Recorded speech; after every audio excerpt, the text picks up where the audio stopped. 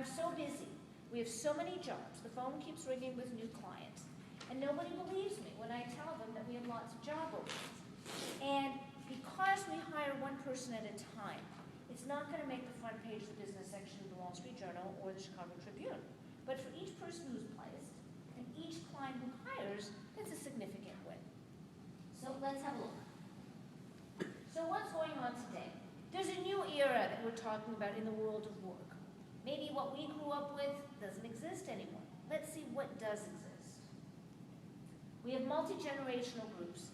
This is the first time in the history of the planet that we have so many generations living and working together at a huge spectrum of life experiences, changes in technology, and in terms of how we use technology to communicate to each other. We have a huge pool of talent with many different kinds of backgrounds, religions, ethnic backgrounds, life experiences. So the world has become, again, much more diversified than what we think about, the man in the white shirt and the suit that might have been the 50s. We have real and virtual spaces. So you don't have to go to work anymore in a physical space. You can work anywhere. You can work at the coffee shop, you can work from home, you can work on a plane. And we have all of the advancements from technology. So if you're technologically advanced, you're going to do well. If you're technologically deficient, not so good. So there's always going to be a challenge and an opportunity no matter where we are in our lives. So for example, just today I was talking to a client and made a candidate placement. Unfortunately, the candidate's not doing well. She wiggled with the truth when she told me about her expertise in technology.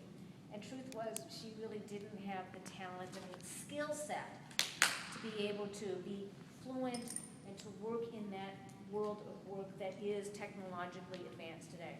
So word to the wise, if you're not technical, you have to become so to survive and to create demand for your talent. And now what's happening is there's reverse mentoring. To put this presentation together, one of my interns was very involved with me. He's faster, he's more agile in terms of computer technology, he has the resources and the tools at his fingertips. It would take me 3 times as long to do that. So he helps me, I help him. So wherever possible, let the younger folks teach you because they have something to give. And frankly, it's good for them to be able to teach so they feel confident and empowered.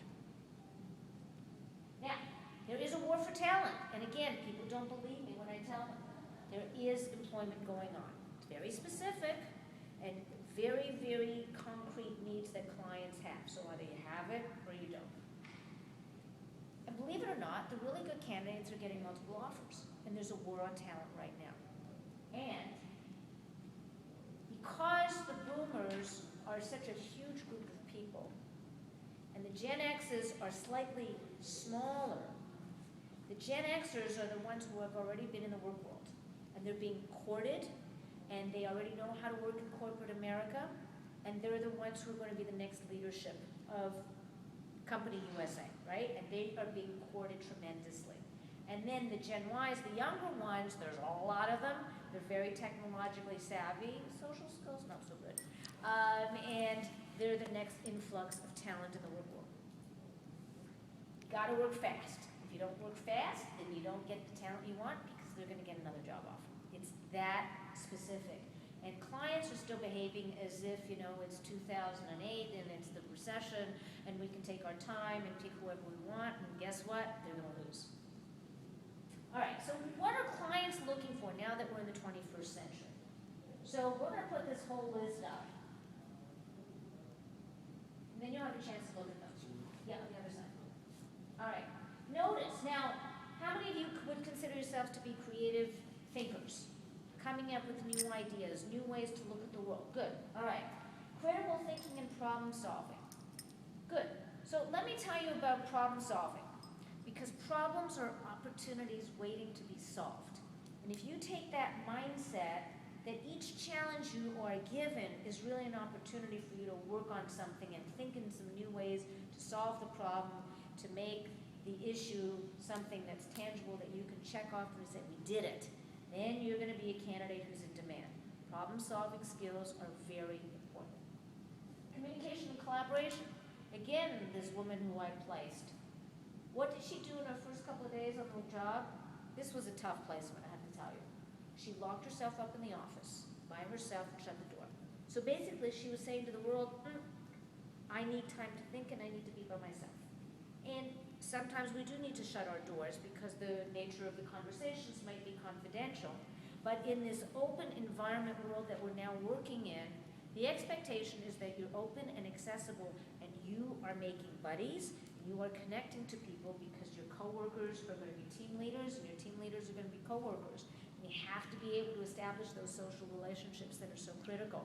And it doesn't mean staying online all the time. Right. To be productive, you have to take leadership. And sometimes, again, a team lead will be a team lead one day and a team participant on the other in the next week. So to be able to wear different kinds of hats is important, and working with different generations. Technical literacy we talked about. The ability to be flexible, changing decisions. The budget changed, you got to do this, you got to do that. And we know that change happens at the last minute, and it's sometimes anxiety-provoking. Got to go with the flow. Being able to show initiative, personal direction, bringing up those ideas, taking charge of your own agenda at work, cross-cultural skills, and information literacy. So being able to work with different countries, with different ethnic groups, because we are a global economy, that's going to be a really important skill, as well as foreign languages. So that's what our clients are looking for, bottom line.